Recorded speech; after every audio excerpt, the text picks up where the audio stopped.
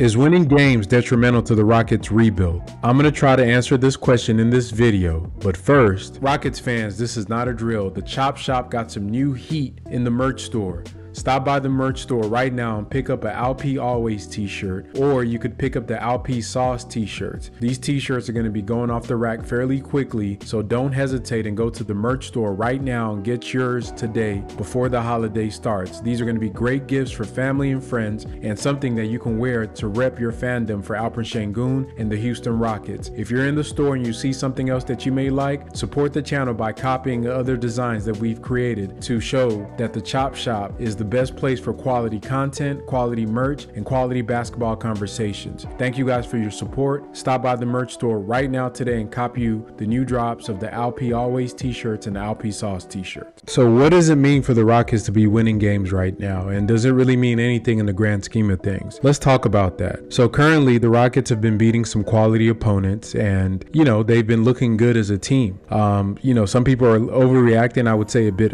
prematurely and trying to assess whether this will be something that's going to be sustainable going forward throughout the season. Personally, I still think it's early, and I still think that I'd like to see more consistency with the team before I make a decision either way. But there have been some good questions brought up about whether winning now can affect the team's overall future and their path on this rebuild that they're having. Now, this is a discussion that I've had with friends and multiple people. These are arguments that we've had on social media about should the team tank or should they try to win every game that they can. And I think Coach Lucas in his press release after the game where Coach Silas was out against the Milwaukee Bucks, that the team is trying to win. They're not using youth as an excuse. Their goal is to try to win, and if they don't win, it's okay. And this is, to me, the right approach. You should always try to win every single game. The wins are wins. A win is a win is a win, because especially for a young team trying to gain confidence and learn how to win, because a win, even though that's not the outcome we're looking for as a team that's on a rebuild,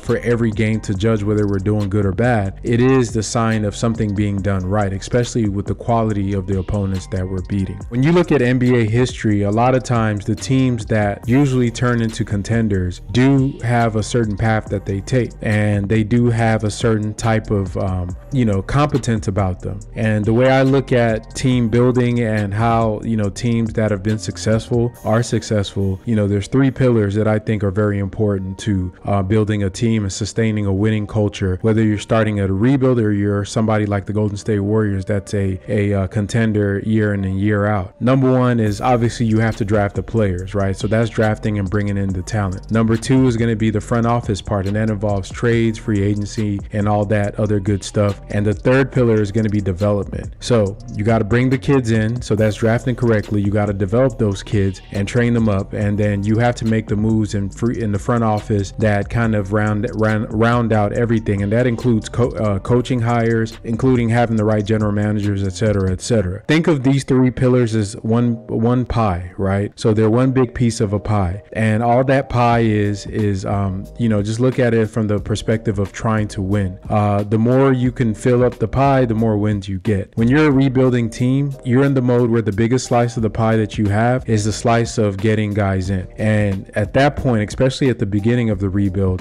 that's pretty much the only pie you may have. You may not have a bunch of good veterans on the team. You may not have the coach in place, or a general manager is going to be there when you compete, but that pie is slowly being built and being added to reach that 100% where you can be a contender by slotting it with draft picks. So that's the first piece of the pie. As time goes on, 1 year, 2 year, that pie starts to grow with more slices of not just the draft picks, of the development slices. Okay, and I'm not hungry, guys. I just love this analogy. But when you add the development to that pie, you get a little closer to that completion that you want to see. And I think for the Rockets, this is where they are right now.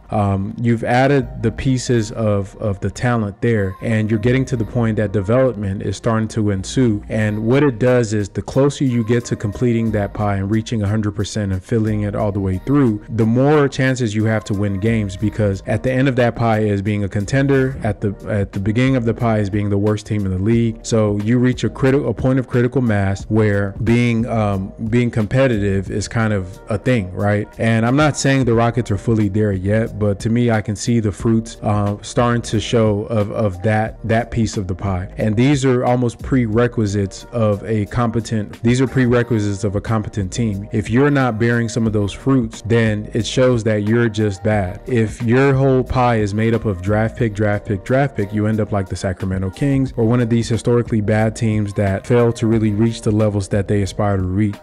If you look at, teams that have been, everybody loves in history as great teams, this is the formula. You draft guys, you bring them in, and then you develop them, and then you add key free agents to turn your team up to the level where you can be a contender. And even just looking at it, I'll go through some of these teams fairly quickly, and I'll look at the ones that went through the draft to get their guys straight up. So we'll start with the NBA champions from the past 10 years. Y'all know my stance on the 2010 timeline when LeBron went to Miami. That really changed the face of the NBA and free agency, drafting, changed the landscape of everything. So starting the most recent champion obviously is the Golden State Warriors. They drafted Steph Curry in the 2009 draft with the 7th pick. Not a top 5 pick, not a top 4 pick, a 7th pick. And obviously the rest is there with history. But if you think about Steph's story, he came into the league and the Warriors were not that good, right? He had about three seasons of them being bad. But a lot of those seasons, the Warriors weren't the worst team in the league. And throughout those seasons, till they went into a year where they went from winning 30 something games to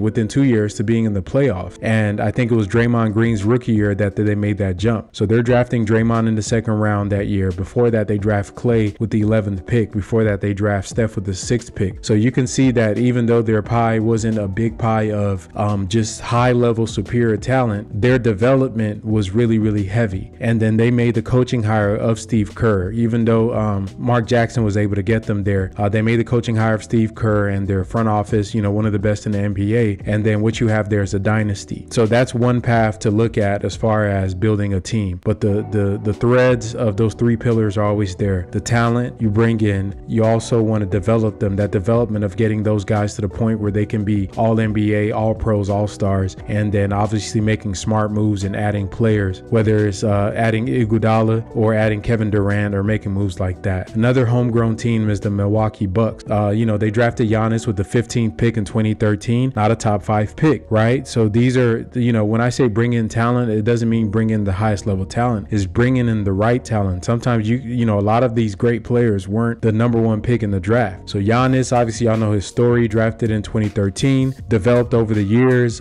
became a 2-time MVP, won a championship in 2021. And this is a guy that developed his game in Milwaukee. The Milwaukee Bucks made other draft picks, Chris Middleton, and they missed on some, and they added key free agents, adding Drew Holiday and other guys, and they became a perennial powerhouse. Another team, the San Antonio Spurs. Obviously everybody knows about the Spurs and all that they do.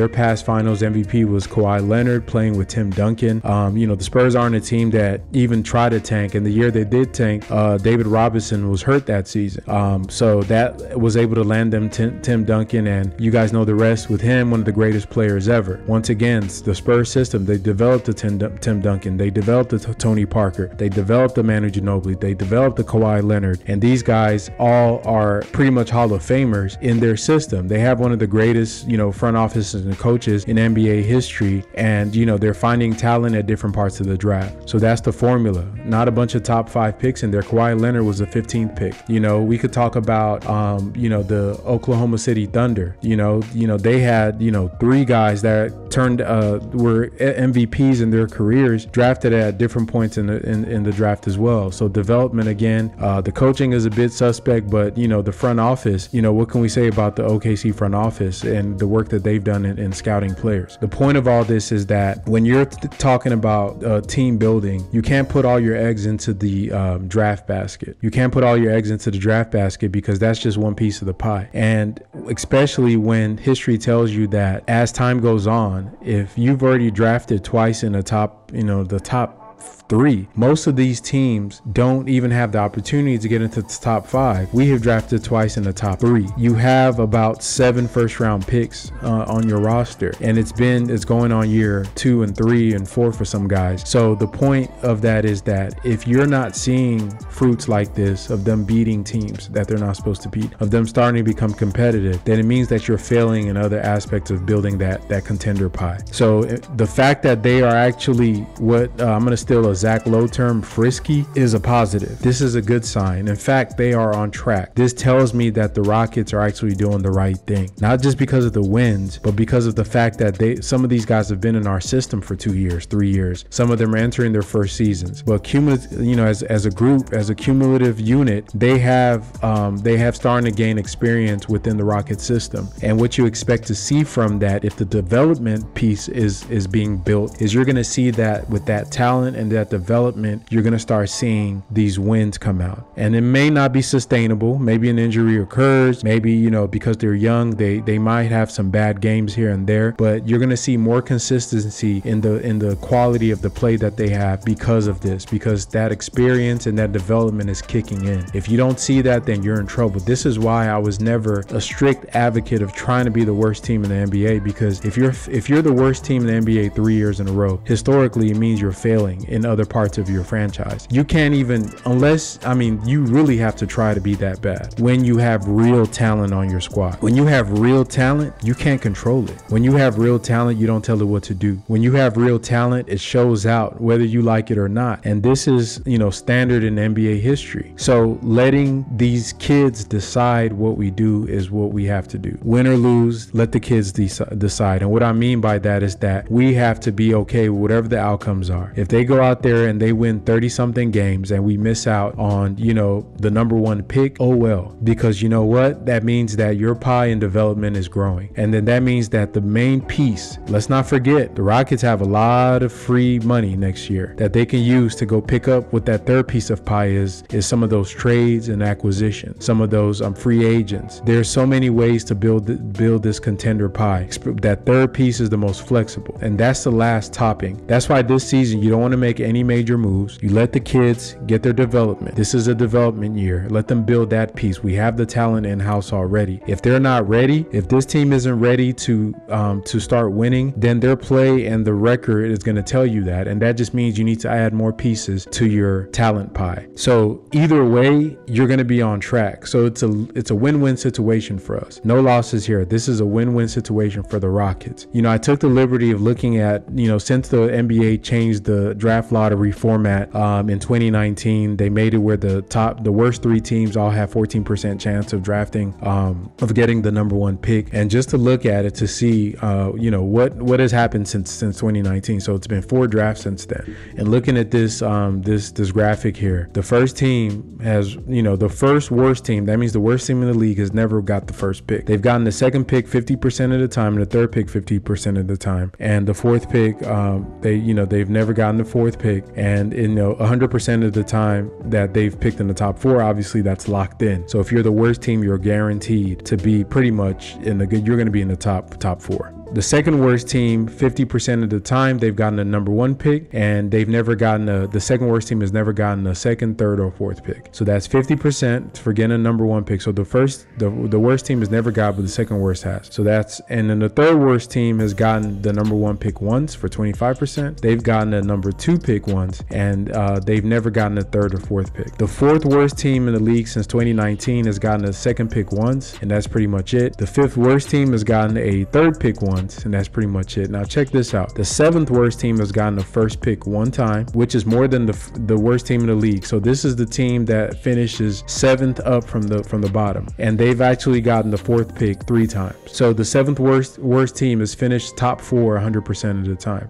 And the 8th worst team has finished top 4 50% of the time, getting the 2nd and the 3rd pick once each. So what does this all say? It tells me it's a crapshoot, right? It's a crapshoot. It's a crapshoot because if the 7th worst team has the same odds as the worst team to get into the top 4, what are we talking about? What are we talking about? You know what I mean? What are we talking about? We should just let the team play. There's no pressure this season. If these kids are developing and their talent is starting to match the point where their development is forcing them to be able to play good enough to win games, this is a positive. This is a positive for us. These are the steps that you want to see as you go along, because as you get that development pie gets bigger, then it fills up to where these guys are ready to pop off. You throw in that veteran piece in there and then you're ready to cook. So the question I asked earlier, can winning derail our rebuild? The answer is no. At this point, we are a team that if we start winning now, to me, the outcomes, you have a wider array of positive outcomes than you do that if you were a bottom team. Because what a bottom team tells you is that you still only have one piece of your pie, which is just you need to get more talent. When you start winning with talent that you've drafted in a top 3 picks in back-to-back seasons, what that tells you is that you're at the next level. That means that the draft aspect of your team building was successful. So it is actually a positive to do so. But if you don't win and you are bad, then that's okay because you get another try because you own your picks. You get another try and you get to add more talent to the talent that you already had. But remember this, the great teams, the championship teams, they get guys anywhere in the draft. It doesn't matter whether it's the first pick, the 15th pick, or the 30th pick. They develop those guys and then they turn those guys into contenders. So it is not the draft that makes the player who they are, because even LeBron James, and I didn't leave him out, LeBron is the kind of the standard for the one of one, right? LeBron James is the biggest piece of pie on talent that you could ever give a team, and he was given to the Cleveland Cavaliers, and they fumbled that pie. They dropped it. It was too hot for them to handle. It came out the oven and they dropped it on the floor. That kid had to go to Miami to go get that development piece to learn how to be a champion. And if it wasn't that his mother, Gloria James, gave birth in Akron, Ohio, the Cleveland Cavaliers would never have a championship. That is just because of he is from there and he was born there. That's the only reason that they even have a championship. So that to me is not a great example of building a team. That is just a guy who was just demographically located and born where your team is from. He got development in Miami. He got to finish out his pie in Miami and brought his own thing down to Cleveland and won there with them. Went to LA and won over there. And this relates to Wemby. So if Wemby is LeBron, let's assume Wemby is that type of talent. He's a big piece of pie, right? Wemby is LeBron. Wemby is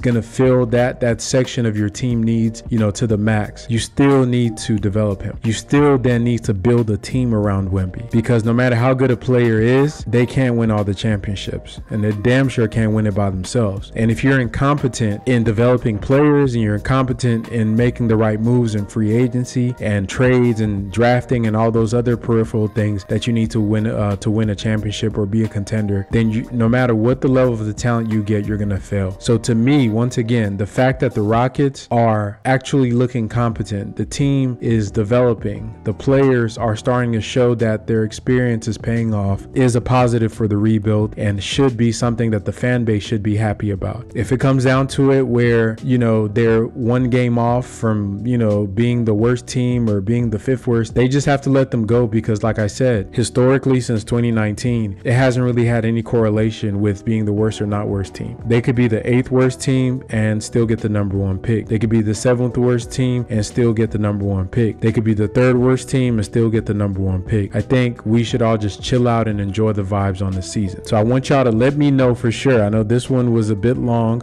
Let me know, what do you think? Where do you stand on this? Are you still tank at all costs, sit Jalen Green, sit Jabari, stop winning, or are you just here for the vibes? Let the kids decide. Let them tell us what they want to do this season, and let's just roll out, because we could end up, winning 1 out of every 3 games and go on and win 30 something games, or we could still win 20 games. This is the same team that won 7 in a row, but mind you, it was with vets. Now we're doing this with our young core. There's a difference there. And one more thing, let me add one thing before I close. Some people want to talk about, well, you don't want to be a mediocre team. You don't want to be a mediocre team because then you're just stuck. Well, yeah, that's true if your team is made up of vets that aren't in your core future, right? If you got a bunch of like 25, 28, 30-year-olds on your team and you're a 35-win team, 40-win team, then yeah, you're going nowhere. If you're winning games with 19, 20, and 21-year-olds, you're doing something. That's actually exciting, right? That means that those 19-year-olds are going to turn to 20-year-olds at some point. Those 21-year-olds turn to 22-year-olds. Those 22-year-olds in a couple of years are going to be 25-year-olds. Look at what Boston is doing with their guys. If you got young guys winning 30 games in today's NBA, you're doing something. That is not mediocre. You're way ahead of the curve. So yeah, I think everybody just needs to chill out on the the angst over what the team is doing, what they're not doing, and just enjoy the vibes, man. Just enjoy it. Just enjoy it. This is a season of enjoyment. But y'all let me know where y'all stand on this. Y'all let me know where y'all think, the Rockets should do. If it came down to it, would you still tank, or would you just let the players just play and just let the chips fall where they may? You already know what I'm about to say. If you're not subscribed to the channel, don't be lame. Don't be a square. Hit the like button, hit the subscribe button, and keep rocking with the Chop Shop as we bring that fire.